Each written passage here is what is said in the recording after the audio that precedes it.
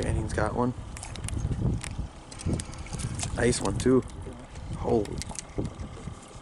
All day with these. Finally getting on some fish here. What we're doing today is fishing about 14 feet of water, and there's weeds that come up about 8 feet. And we're putting the slip bobber down about 8.5 or 7.5 feet, and we're drilling these 11 to 12-inch perch. Woo! Jumbo! Ooh, Yellowbacks, baby! Ah.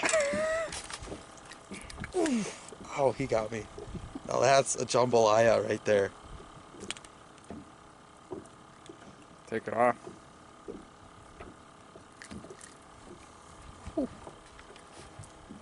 So you come here for.